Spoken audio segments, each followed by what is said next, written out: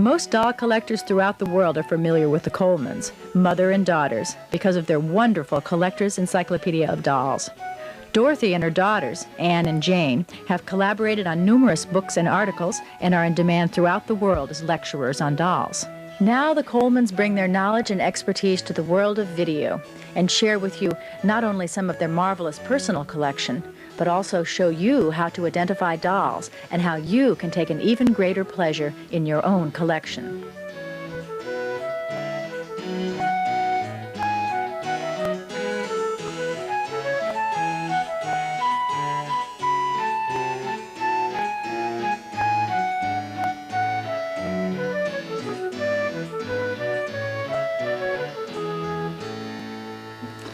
This picture hangs over my desk where I work. I'm particularly fond of it because it shows a lovely dolly-faced doll held tightly in the arms of a sleeping little girl. Once, a few years ago, I was a little girl, and my very first doll was this one that I'm holding in my hands. His name was Billy because he was brought by my uncle, and my uncle's youngest boy was also named Billy. My uncle brought this doll from Germany in the summer of 1914, just before World War I. The doll was made by Hertel Schwab, and it is wearing a romper suit that was made by my mother. The rompers were very stylish in that era. My last doll I received after I and the doll had grown much larger, as you can see. This doll was given to me on Christmas in 1919. It is a Kammer and Reinhardt baby, and at that same Christmas I received a diary.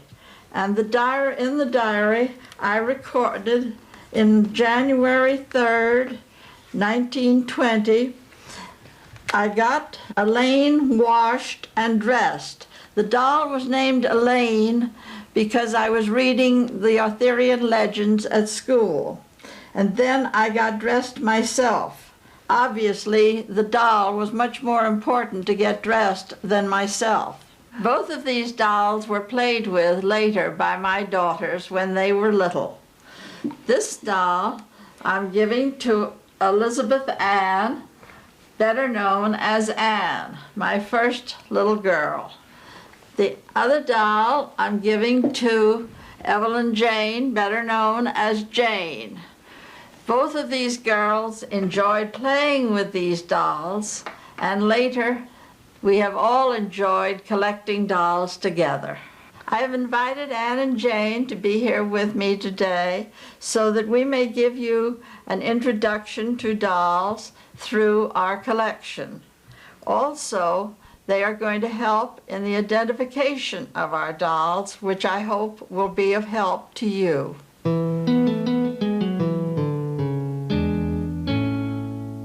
Dolls are defined as a child's plaything in human form.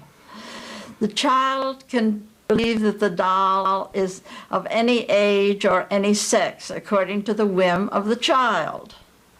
Also, dolls represent the taste and technology of the period.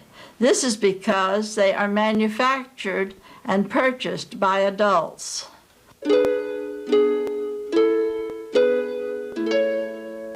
Here's a picture of a little girl and her doll that is from a painting by Philippe Mercier done in 1765 in France. The painting was so successful that prints like this were made of it. Now I would like to show you the actual doll. It is far more interesting to have a real doll than it is to have just a picture of a doll. This is a doll of about the same era as the doll shown in the picture, except that this one is dressed as a baby, whereas the one in the picture was dressed as a lady. I would like for you to note particularly the dots in the eyes, above the eyes, and in the eyebrows. This is typical of this period. The eyes themselves are of glass. I want you to notice the special shape of the ears, which are typical of the dolls of this period. The wig is a human hair wig. Unfortunately, it originally had curls, but some little girl through the ages has decided that it should she should cut off the hair, and so it has shorter hair now. The head and the upper torso are turned from a block of wood. The upper arms are rolled cloth. The lower arms and the legs are of wood. Note the long fingers and the separate thumb of the hand. This doll has her own pocket. It is the type of pocket that one finds on dolls of the 1700s. This indicates that perhaps she is not a tiny baby. But on the other hand, her dress opens completely all the way down in the back, which would indicate that she was a baby before she was trained. The 1700s were the first time that little children were considered to be individuals and have their own identity. Therefore, it was the first time that we find dolls that we can collect from this period. Is there anything else that we want to say about this lovely doll? Well, this doll is important because I think she's the earliest type of doll that collectors are going to be able to find on the market. This wooden doll was probably made in Europe. And now I would like to show you a doll that was probably made in America. It is a rolled cloth doll, and the entire doll is made out of a rolled cotton. The clothes are made of a silk material. She is dressed as a lady. Notice the beads around her neck. The cloth over her head represents her hair. She has no features. Probably originally she had a face painted on there, or it is possible that a piece of paper with features painted on it was attached to the face. Notice the small size of the doll. During the time that this was made, it was very difficult to obtain fabric in the colonies, and therefore this small-sized doll is probably typical of both the time and the country.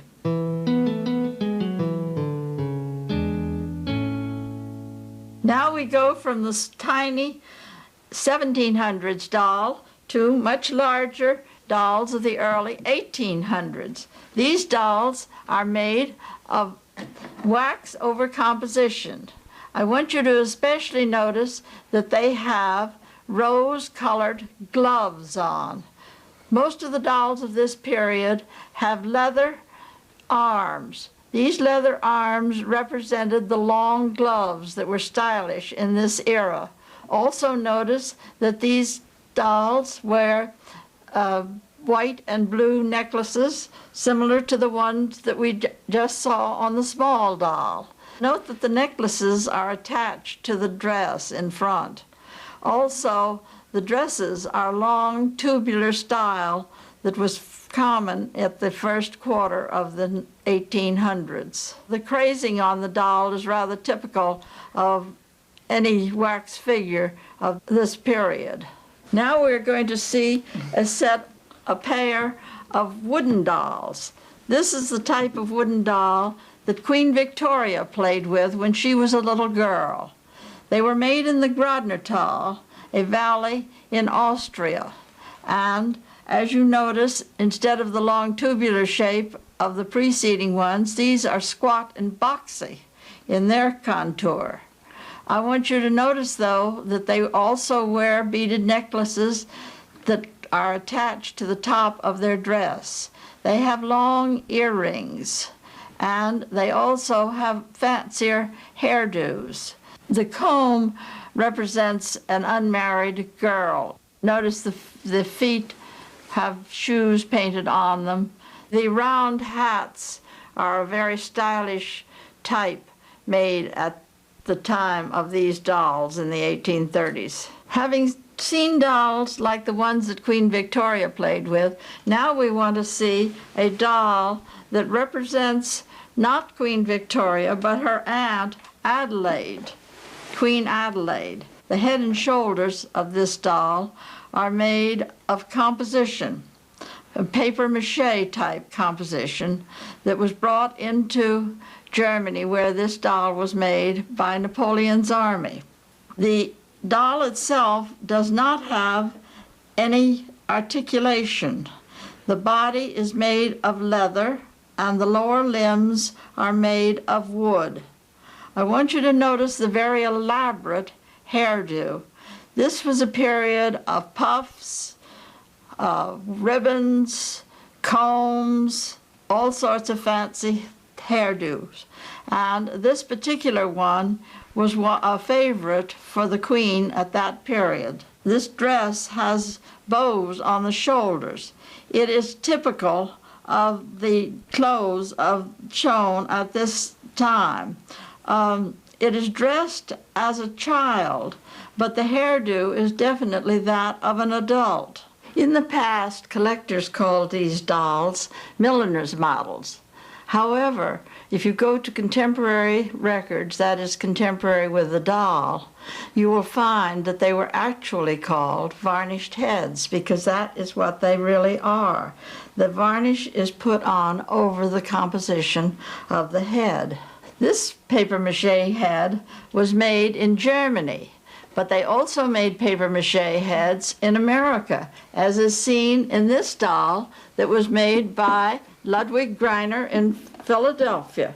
The head was patented in 1858. We have also a China head with exactly the same hairdo. China began to be used for dolls about 1840. Unfortunately, China is very fragile, and many little hearts were broken because their doll was broken. But the beautiful China heads were wonderful from an artistic point of view. Greiner obviously copied this head from the one that was made in Germany, in China. The China heads were very artistic, and they were probably, many of them, taken from current statues or works of art. Now, I want you to notice that both of these dolls, the person bought the head only, and then they made the bodies at home. And I'd like to show you the one on this doll. They were made from, usually the mother made them or one of the relatives, and as you can see, they were rather peculiar in their shape. You'll notice the wide hips, which were fashionable for the dresses of that period. Actually, I would call these bodies anatomical aberrations. We are now going to a much smaller doll that was also patented at about the same time. It was patented by a German named Machmann, and the patent that he obtained was for a talking doll. Would you like me to do that, Mother?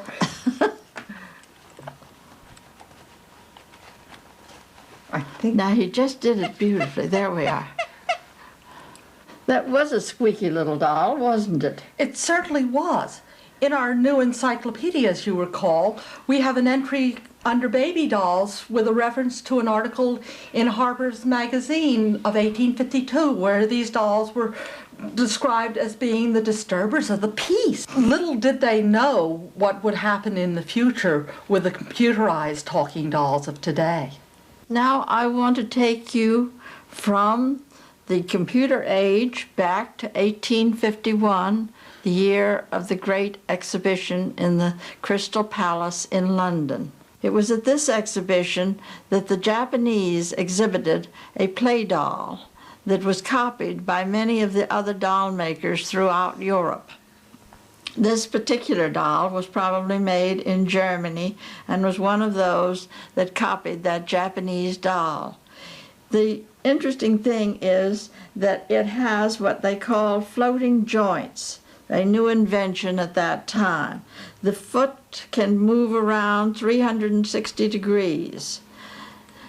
Also, the hands were able to do that too. Unfortunately, on this particular doll, some dear little child was playing with it and no doubt broke the fragile china hands. The head is also made of china and has a bald head, which would be characteristic of a baby. Notice that instead of a wig or molded hair, it has simply a few paint marks indicating the hair. The interesting thing is that it has a solid hip section made of composition, and above the hip section is a twill covering for the squeak box, which you heard recently. This doll is one of many that were made by the Germans probably in that era, although the French also made these dolls. And as I said earlier, the patent was by Machman for the squeak box, so that we call these now Machman type dolls. These dolls were an entirely new conception in dolls, both the representation of a baby and the way that the doll was constructed. You will notice that this is a neck joining. It's a movable neck, but it has the socket in the head rather than in the neck portion, which you find on the later ball-jointed composition dolls. This type of neck was not used until the Patsy dolls, which came much later. At the same time that this little doll was being shown, the 1851 exhibition in London, they also introduced a pseudo-Parian, which was made up into dolls in the 1860s. Here we have a pair of dolls from identical molds. The very elaborate hairdos that you see on these dolls were indicative of the many furnishings, elaborate furnishings of that period. These heads have, as you see, roses, and in the back they have fancy combs, they have pierced ears, they have all sorts of things that were popular at that period.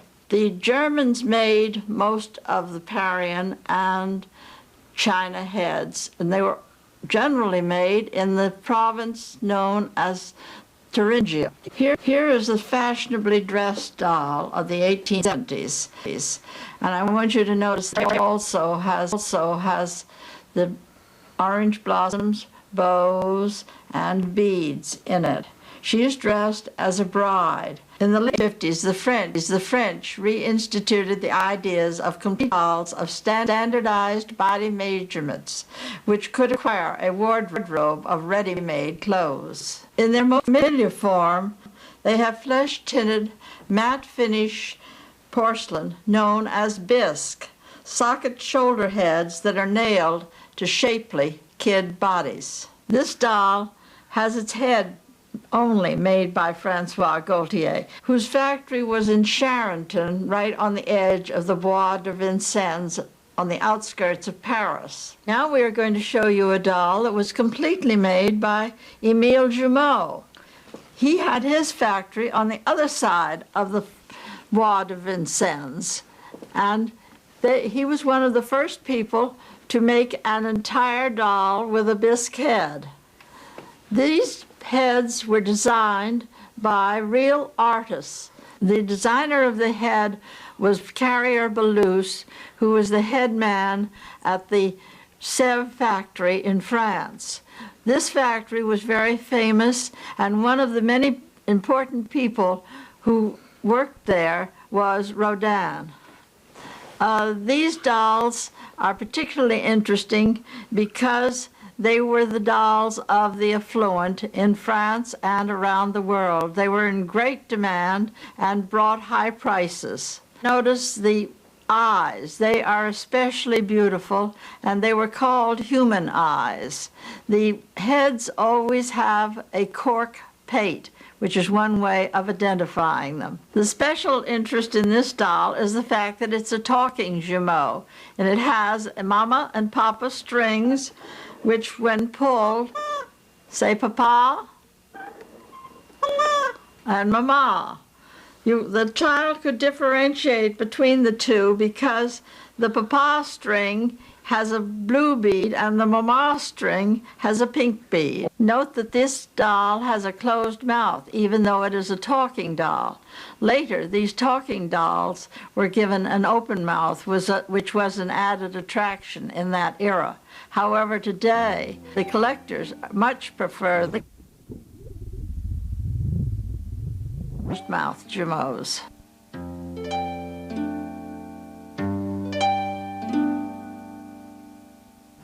Not everyone could afford the beautiful jumeau dolls that were fairly expensive, and often dolls were made at home. The ladies' magazines offered instructions on how to knit a doll, as is shown here on the left. The doll on my right was commercially made, and it was called a worsted doll. The worsted in this case is put on with French knots. These dolls may not win any beauty prizes, but some advertisers said that these dolls could be bought for your little boy and that he could use them as a club on Baby Brother, but they wouldn't hurt Baby Brother at all. However, we wonder what happened to the doll, because there are very few of these that have survived. While these dolls were being played with in the nursery, other dolls were being collected. Among them especially were the black dolls that you see here. This was probably caused by the interest in the opening up of Central Africa. This little black doll was made in Germany and is all composition jointed. Now we will look at another German doll that is quite different. It was made entirely by Kessner, one of the large Waltershausen manufacturers of dolls. Notice that she has an open mouth with teeth. She has glass eyes that sleep and has hair eyelashes. The body is ball jointed in the same style as the earlier jumeau that we saw. Notice that these dolls have jointed wrists and the part of the arm is wood. This is reminiscent of the Machman type doll that we saw that came from the Japanese doll at the 1851 exhibition. At the end of the century, the Germans began to surpass the French in both the making of dolls and in the distribution of dolls. At the end of the 1800s, most of the dolls had what they called a dolly face. This doll is slightly different, but only very slightly different from the standard dolly face. People were growing tired of the dolly face, and so they wanted to get something that was different.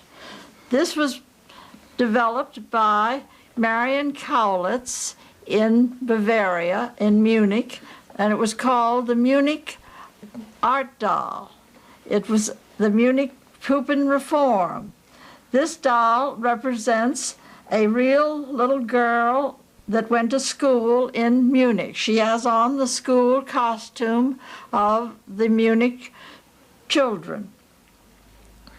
Now I want to show you another Marion Cowlitz Puppenreform doll that was made in Munich. She could be the mother of this little doll, and we know that her designer was Joseph Walkerly of the Nymphenburg porcelain factory, and quite a famous artist. Notice that her clothes are a regional costume, probably of one of the Germanic provinces. You may wonder why there are so few of these dolls. Because They were only made for a couple of years. They are significant because they were actually painted by artists, and they were also designed by famous artists. About a year later, in 1909, one of the big commercial houses, the Cameron Reinhardt of Waltershausen, started to make a series of dolls which they called character dolls and which had character faces. But this time they used bisque heads on composition bodies. And the composition bodies were quite different for this particular doll, which was their first offering. It was called a bent limb baby body. Notice the bent limbs, and notice that the toe points upward. Both the arms and legs are bent to simulate those of a real small baby. The doll has painted eyes and what was called an open-closed mouth. That is, the mouth appears open, but there is no actual hole. The hair was molded and painted. And, of course, the Cameron Reinhardt mark is on the head, which the mold number was 100. We've been looking at German character dolls, and now as World War I breaks out, we have to come across the ocean, and here you see one of the American character dolls. Of course, you can probably recognize who this one represents. Yes, it is Charlie Chaplin, and he was designed by the artist Geno Jusco, and he was made by Louis Amberg here in America. Note the little mustache that he has, note the large feet that he has, and of course his battered hat, all characteristic of Charlie Chaplin. You notice that under his hat he has molded hair, and of course his mustache is a molded addition too. Charlie Chaplin was the doll that was played with by a little boy during World War I, and also this same little boy had a soldier boy. The soldier boy was made by Ideal and is also an all-composition doll. Even his uniform is of composition. These dolls, of course, were not made of bisque, and we had to go to Japan in order to obtain bisque dolls. Here we have little Kusan baby, an all bisque doll that came from Japan during World War I. Shortly after World War I, we have Chin Chin, which is identical to Kusan baby, except that it was made by a company in Germany, namely Gebrüder Hubach. You'll notice that Kusan baby is slightly larger than Chin Chin because in making a copy, the copy is always a little bit smaller. The hands on this doll resemble the starfish hands that we find on Kewpie dolls of this same period. After the war, we obtained dolls from Germany once again. One of the most popular dolls that was made in the 1920s was the Bilo baby. This doll was produced by Borgfeld here in the United States, designed by Grace Story Putnam, but the head was actually made in Germany. This doll was known as the $1 Million Baby, and it probably made $1 million because it was so popular, and also because of the notoriety that it obtained through its partaking of a part in the moving pictures. The baby dolls were made for children, whereas the child dolls were made for babies, like this one. This was Georgie Porgy from the Mother Goose series, and if you notice, the face has the Art Deco type of decorations. These dolls were made by Mawafil, that is Mary Waterman Phillips, and were enjoyed by tiny babies because there was nothing that could harm them. You will notice that it is one of the Mother Goose series. The tag shows Mother Goose. As the baby grew older, it needed to get shoes. So it went to the store to buy the Hamilton Brown shoes. And after buying the shoes, it was given this little all-bisque doll named Twinkie. What little girl wouldn't want to get a new pair of shoes if she could bring home such a nice little all-bisque doll as this?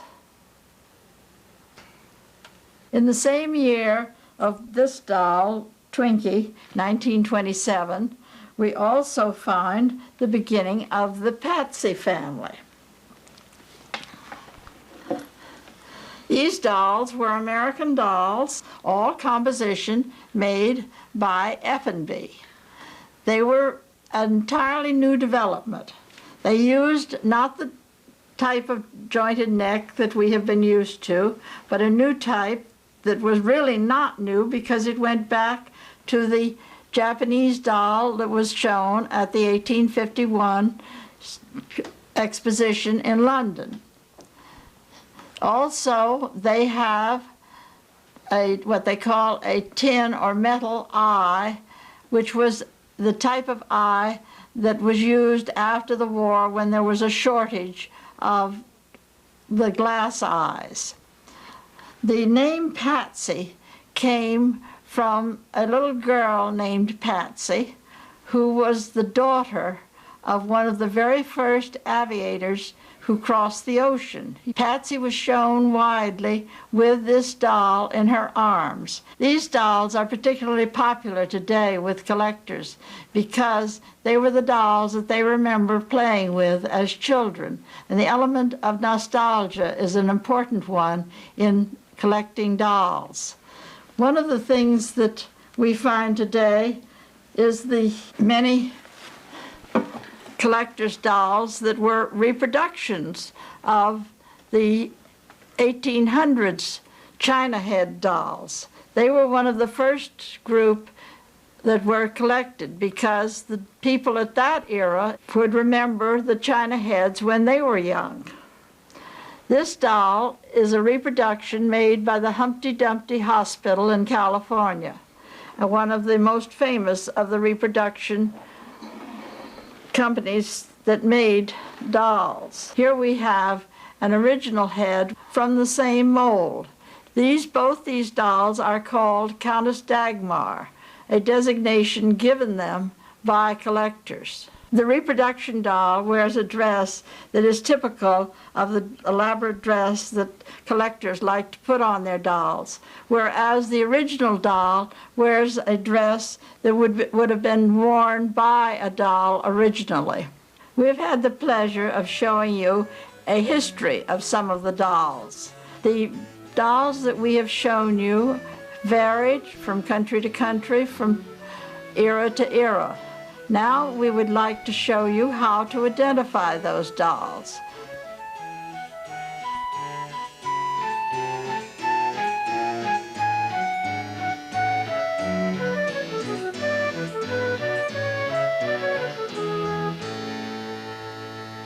I thought that for ease of understanding the processes that go with identifying a doll, that we should stick to one particular type of doll, and that is the Lenches that were manufactured in Turin, Italy for well over 50 years.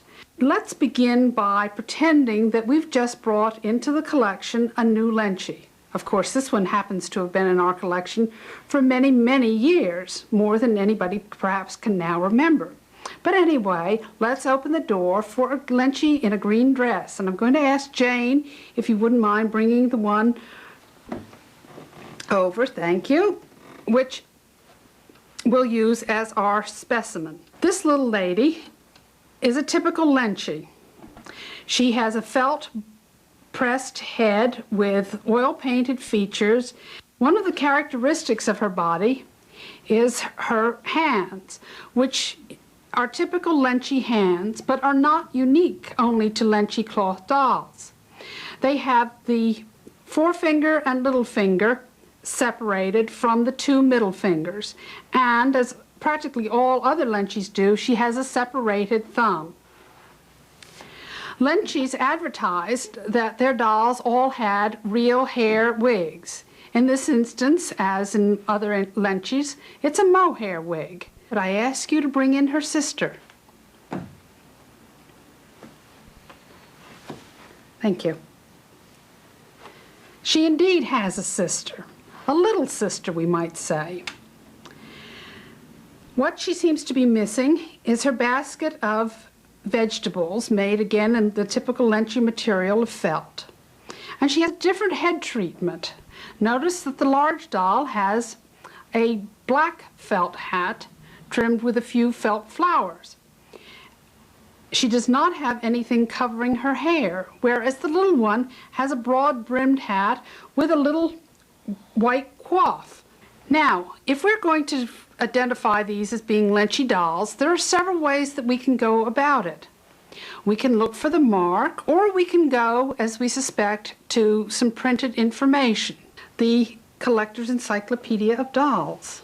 Now, in this wonderful tome, we find our first mistake. We find that Lenchi was in business from 1920 on. However, further research has indicated, as we find in another Lenchi book, that actually the Lenchi factory began production of dolls earlier in 1919. One of your best sources for identifying your dolls is always through publications of various sorts. And the be-all, end-all source is having original catalogs from the factories that produce the dolls. And with Lenchi dolls, we're very, very fortunate because we have access to several catalogs. And this is how we can find out more about this pair of dolls that we've been speaking of. We have the 1930 Lenchi catalog. This was for salesmen in order to entice shop owners to buy Lenchis.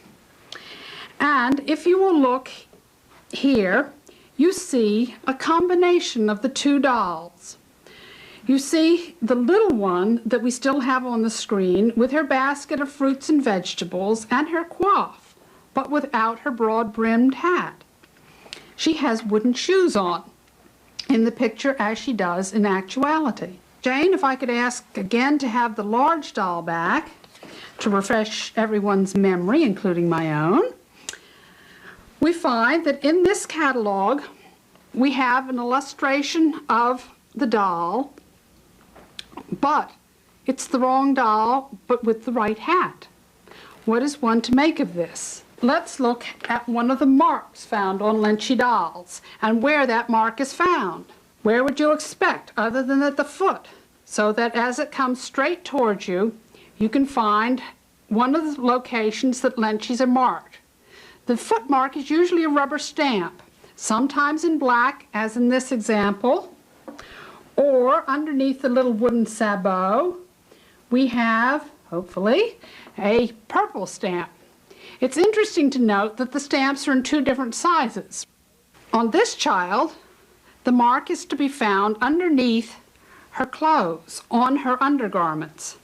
Now, if we can just only pull her clothes away, felt's not the easiest material to deal with, we find on her little combinations a metal tag, which has been securely attached through the fabric.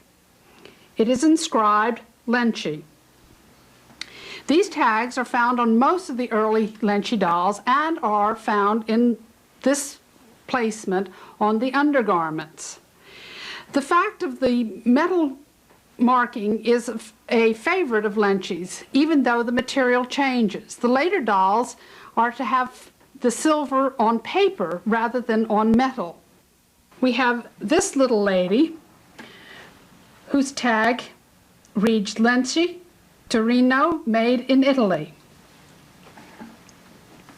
And then a very late 1950s, 60s example who has exactly the same marking on her skirt, or I should say apron, it looks like. Now on this doll, the tag is now a paper tag, which was frequently appended to the underclothes with the metal button that we've just seen. In addition to the name Lenchi, it has D-I, then the initial E, Scavini.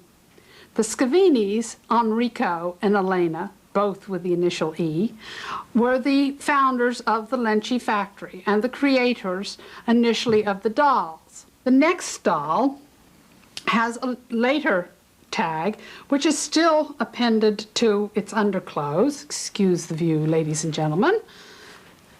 But the Lenci label is now a cloth label in a woven variety such as you find on garments. As a matter of fact, the Lencis even made children's clothes in the same manner and style in which they did the dolls' clothes, little felt and organdy dresses. Now on this Lenci doll, we have one of the late labels, which incorporates an early registered trademark of the Lenci, a rather fat-cheeked little kid in a checkerboard felt skirt.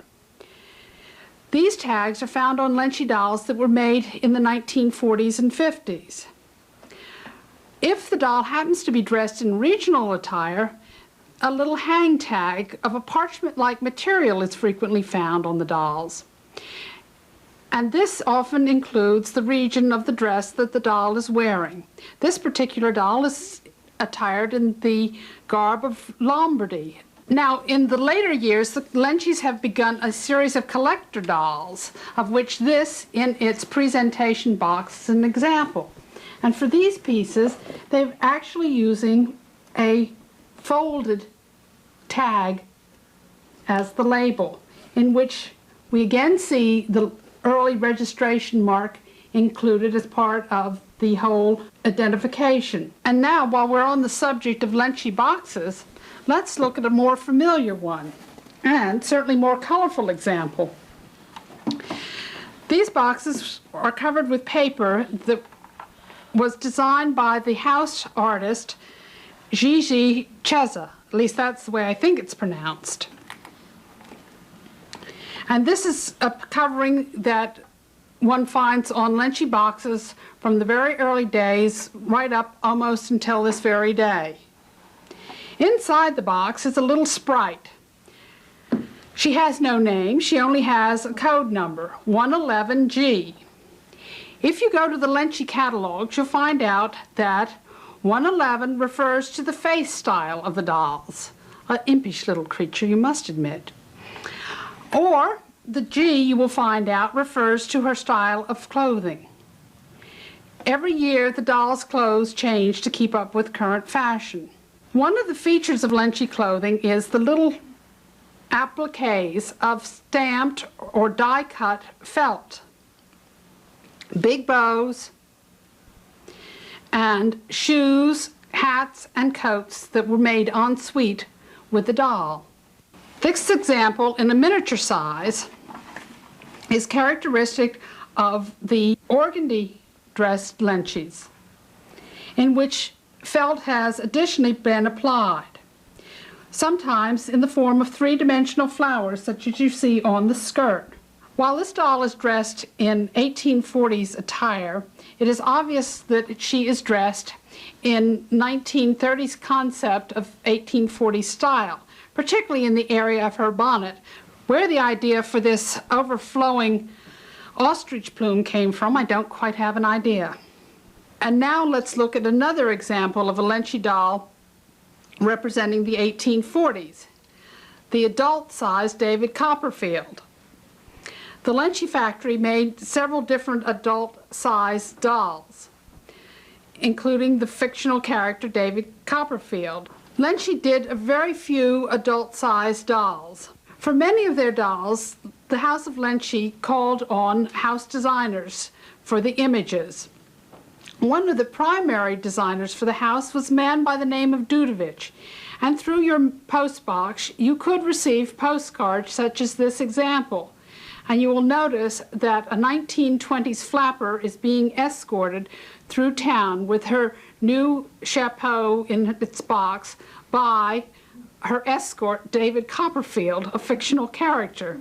We hope that not all Lenci romances were of this quality. Before we review the ways that it's possible to identify dolls, specifically ones from a particular factory, let me pass David Copperfield back into the 19th century. One of the ways is as ephemeral as receiving a postcard, or the ideal way is receiving a doll in its original box with a label identifying the doll, which would include the model number of the doll itself and its clothes, such as we have with this little example. A third way is to find the image in a trade publication, such as Playthings, where we see this little 111G pictured. Another way is to find it in the manufacturer's catalog. In the colored picture, we see lots of varieties of 111 Lenchi dolls. And then there is the mark affixed to the doll, be it a label of paper, a label of cloth, or a stamp, or even in some examples an incised inscription. And then if you want to know not only about the dolls, but the people who made them, there are the books, such as this example on the Lenchi Company, which will give you more information on your dolls.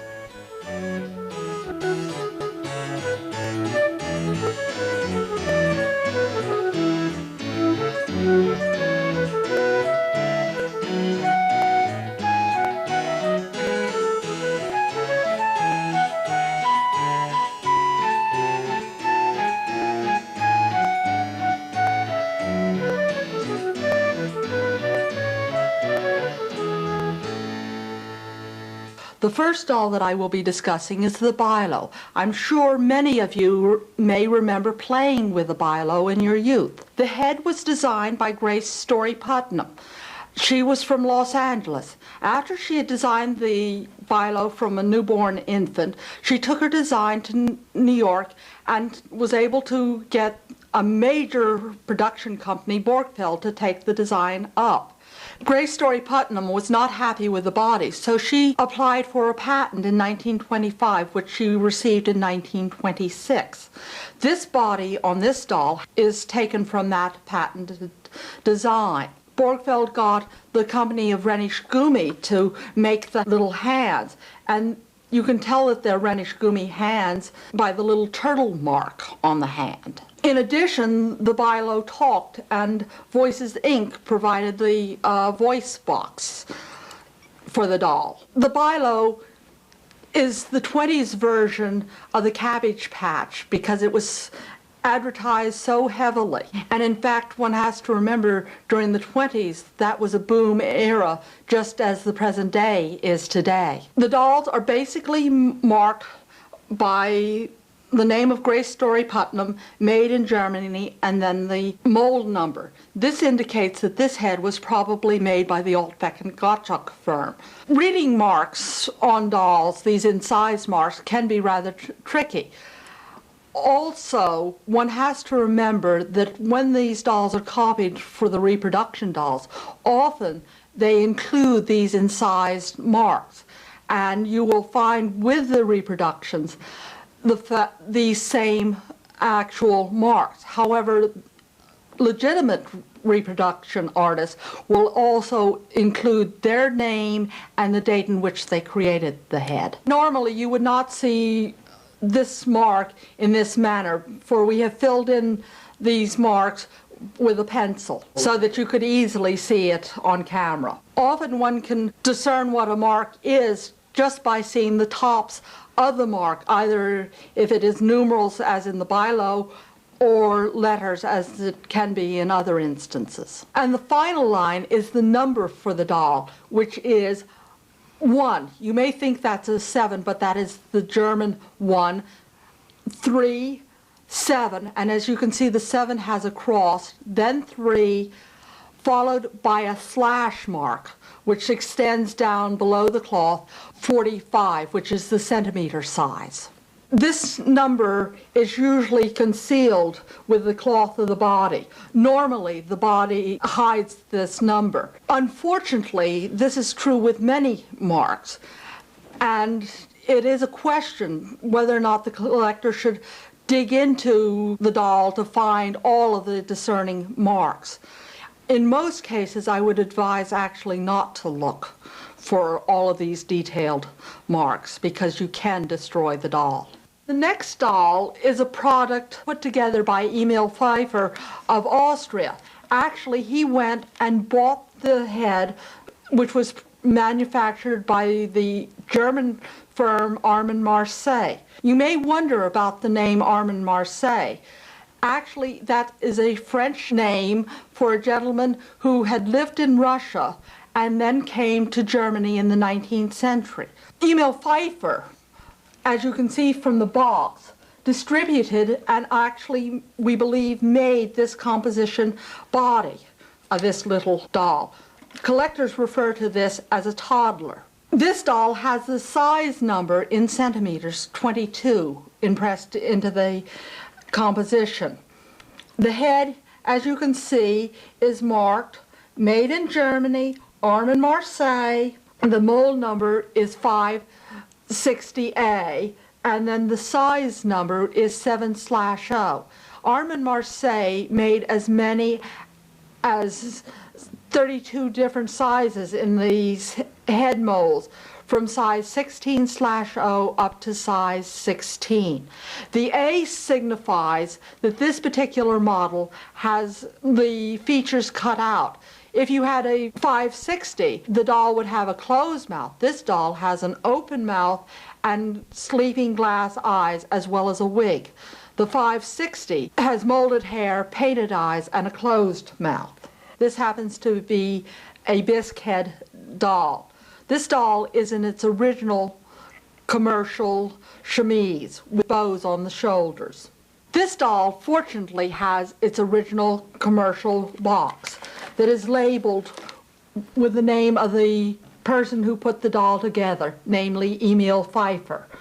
The EP stands for Emil Pfeiffer. Emil Pfeiffer is from Vienna, Austria. However, note that the wording in this label is in French. This was to give the illusion that this doll actually came from France. Many of the German manufacturers used French wording for their products. This was because France was a center of fashion and high taste.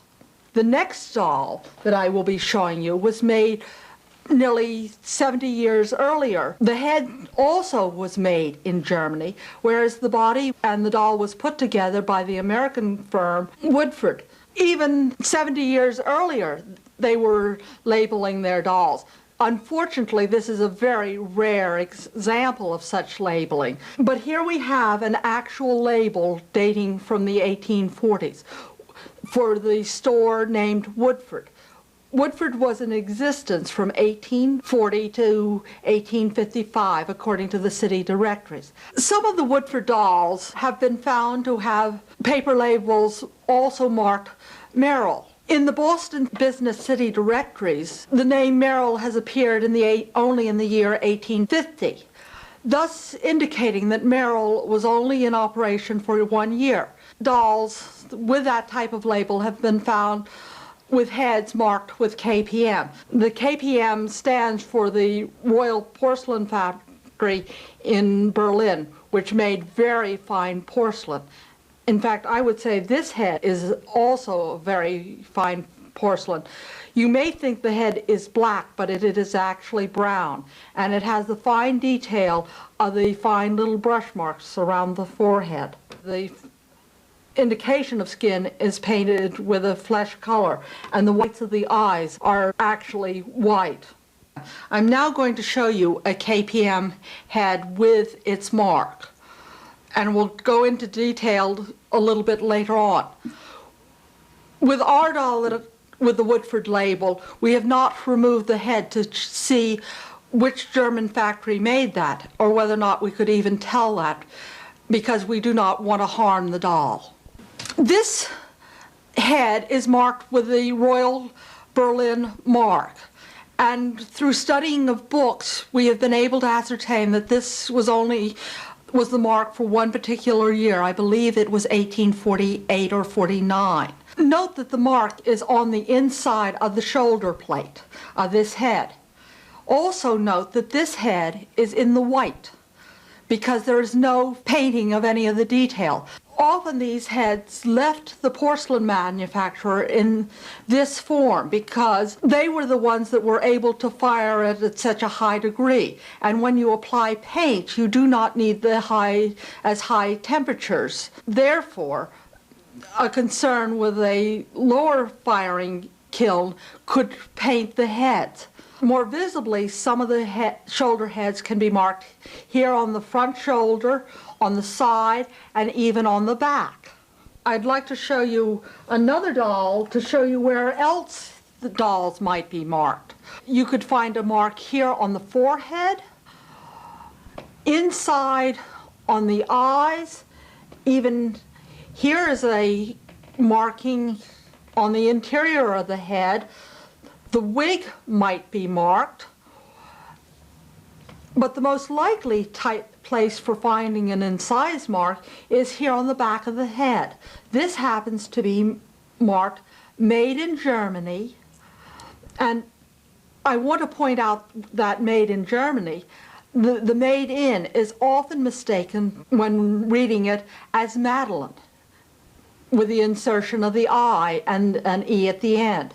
Then, in addition, there is a little code letter A and a size number of 5. This is the method that Kessner actually used. The mold number for this doll is 143. That denotes the style of the head.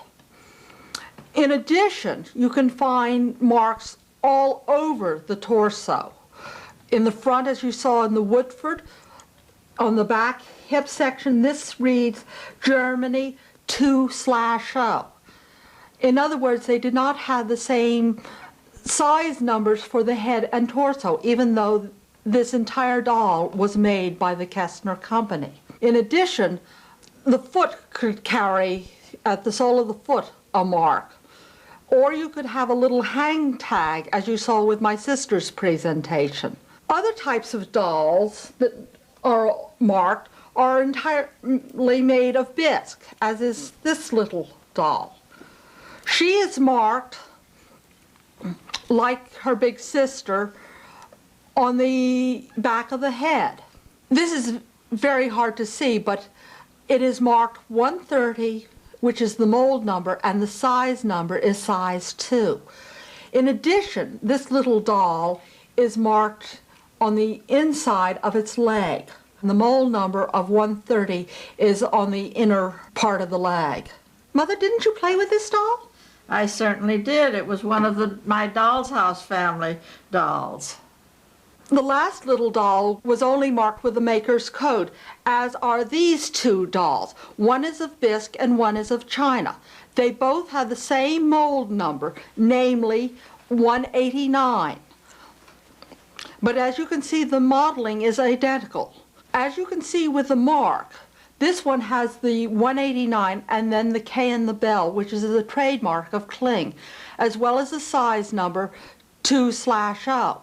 This is the bisque head one that is marked 189 and then has 2/0 besides the other sew hole. The 2/0 is very difficult to see and is right where my finger now points, just above. These two heads are identical, both in size and in mold number, though one is made of bisque, which is unglazed, and one is made of china, which means that it is glazed. I think you would like to see a French shoulder head. This, however, is just the shoulder piece. This shoulder piece was made by Francois Gautier, as denoted by the FG here on the edge of the shoulder plate, and like the other two, it is also 2/0. The most exciting aspect of this pressed head is that inside it has a C. This little C mark has been pressed into the bisque when it was still in the greenware state before it was fired. We have found similar letters of the alphabet in other shoulder heads.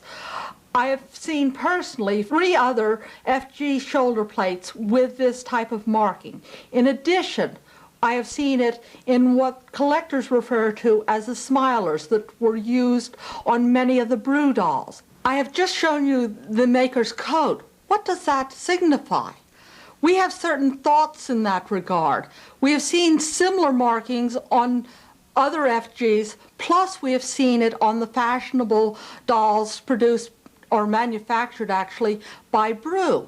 In addition, we've seen a similar letter on the inside of a bébé têteur. Could it possibly mean that Francois Gautier actually made the porcelain bisque heads for the Brew firm? I think that it's definitely a possibility. However, further research needs to be done in this manner. But I do not recommend that all dolls made by Francois Gautier should be dissected to discover this information, like this lovely one in its original clothing that Mother discussed earlier. Now let us look at some of the marks found on the clothing, as can be seen in this French doll. Her dress is only marked on the chemise underneath. It indicates the name of the doll, which is an Eden bébé, a trademark name for Fleischmann and Lodell, one of the major manufacturers in France, though he was a German. Then on her shoe, she gives the store in which she was sold at, which is a la Recompense. This store was also owned by Madame Dowd. Not only are the dolls' clothes marked, but the dolls actually had jewelry which they wore, indicating who made them, as does this Madame Hendren doll. She is wearing a pendant necklace. On the front side of this pendant, one is told that this doll was made by Madame Hendren. Beneath it is an engraving of a Madame Hendren Mama doll. On the other side, however, there is a surprise. As you can see, there is what we would think today is a swastika, but in the 1920s it was considered a good luck symbol, as you can read beneath the symbol. As a slight digression, I thought you would like to see these two bad little boys. They just wanted to come and show themselves off to you. They're Max and Moritz from the Wilhelm Busch book. They were the inspiration, were they not, of the Cats and Jammer Kids? Yes, indeed they were. Now I would like to show you another comic character, Foxy Grandpa, made by Steiff. Foxy Grandpa's nose is like his toes, big. Now we come to another very important tool that you can use in understanding and identifying your dolls, namely, how was your doll made? Dolls were made in a variety of ways. There's the flat-faced dolls with absolutely no delineations, like the Amish dolls. There are also flat faces that had their features delineated by hand drawing or hand painting. In addition, there were lithographed flat-faced dolls, or one could do a needle embroidery on the faces. However, most faces have some sort of formed features. This could be done by seaming down the center of the face, as with a Steiff. The heads could be carved or turned. But the most common way the doll faces were created was by molding.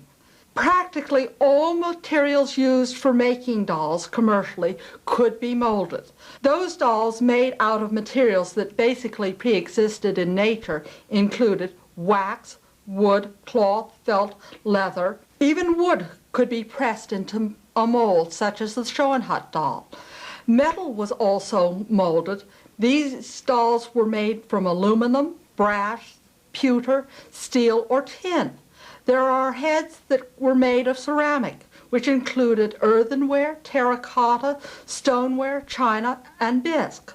The final group was made of a conglomerate material. These include papier-mâché, composition, celluloid, hard plastic, or vinyl. Doll heads were even made of gutta percha and rubber. Unfortunately, we do not know what other ingredients the manufacturers put into these heads, but we do know that other substances were added. With this last group of conglomerate type material, A scientist is needed to determine exactly what was put in. And the manufacturers claimed they had secret ingredients for their manufacture of the doll's heads. This composition head is made of a conglomeration of materials, including glue.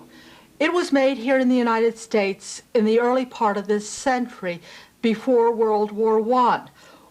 It's made in a technique called the cold press method. You can tell a cold press head with these rays that come out from a circle that actually begins in the crown of the head. If we had a flashlight, I think you might be able to see this. What you would see with the flashlight is a circle, and from that circle there would be lines. These are from the pressing of the composition into the mold.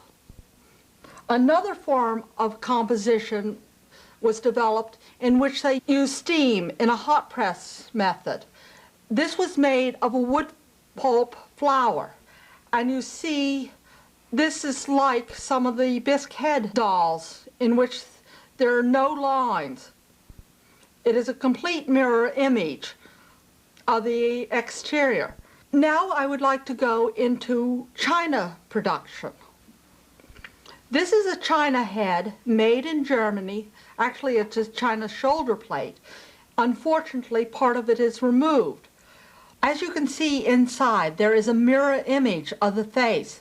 In fact, you can see the chin, the mouth, and the eyes indentation.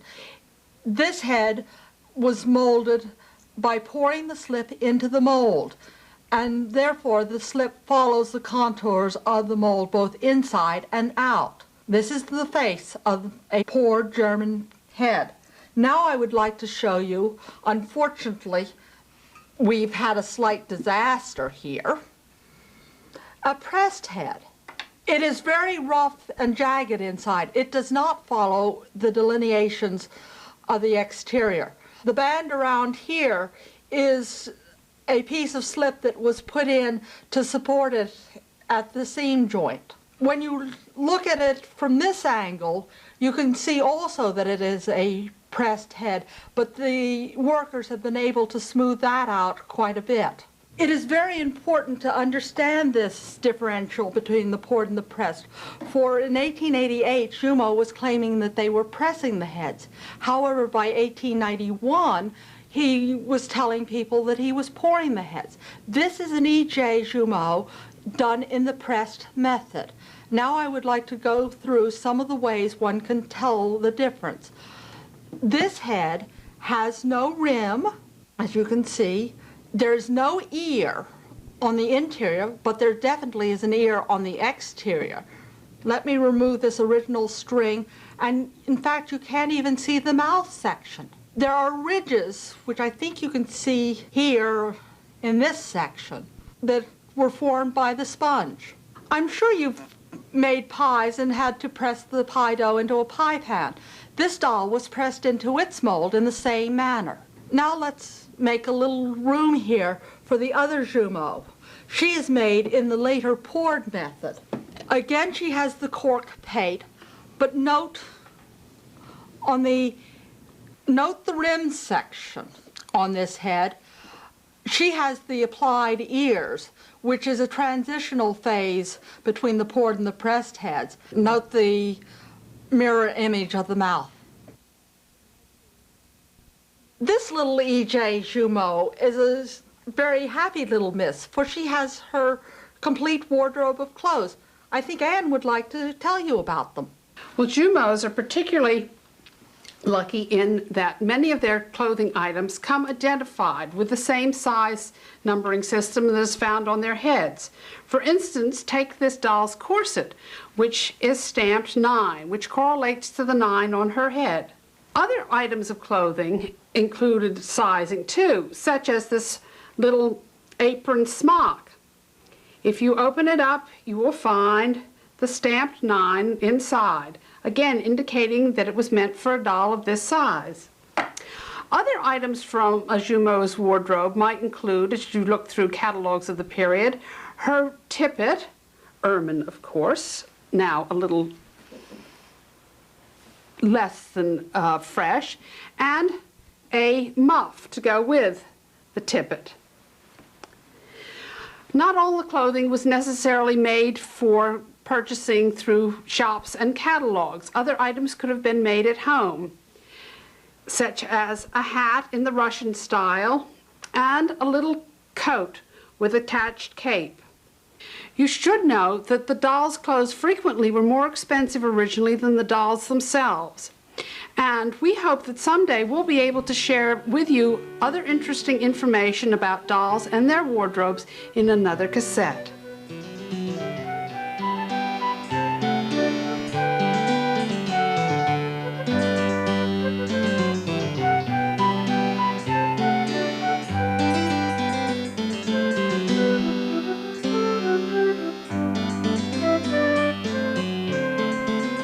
We have enjoyed being here with you today, and we hope that what we have been able to show you will help you to enjoy your collection even more.